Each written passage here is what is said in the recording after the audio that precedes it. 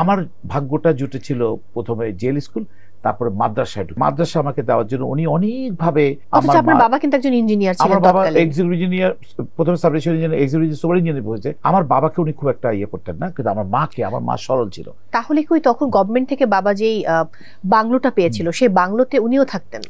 আমরা যদি যেখানে যেখানে ছিলাম সেখানে সেখানে উনি এসেছেন।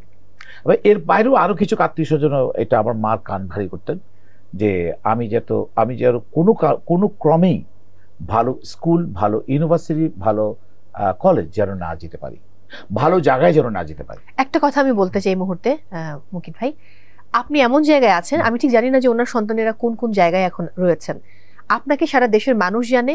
আপনার সঙ্গে কেউ যদি একটু ভ্রমণ করে তাহলে বুঝে যাবে যে বাংলাদেশের মানুষের আপনার প্রতি ভালোবাসা কতটা। আপনার সঙ্গে আমার সুযোগ হয়েছে ভ্রমণ করার। আমি দেখেছি যে প্রত্যেকটা মানুষ, মানে আপনাকে সেভ করে নিয়ে আসতে হয় মানুষের মধ্য থেকে, এবং বিশেষ করে নারীরা। আপনি কি কন্যা রাশি? না, আমি কন্যা রাশি না, বৃষ রাশি। আমি জানি তুমি কোন গল্পটা বলতে চাচ্ছ। তাকে নিয়ে একটা ঈদের শো করতে গিয়েছিলাম চট্টগ্রামে, এবং বিশ্বাস করুন এয়ারপোর্টে নারীদের কবল থেকে আমি যে কিভাবে তাকে উদ্ধার করেছি, শুধু আমি না, সামি এবং বর্ষণ ভাইয়া ছিলেন। এক্স্যাক্টলি, বর্ষণ ছিল। সো আমরা তাকে খুব সেভ করে সেখান থেকে নিয়ে এলাম, এবং মানুষের তার প্রতি কি পরিমাণ ভালোবাসা।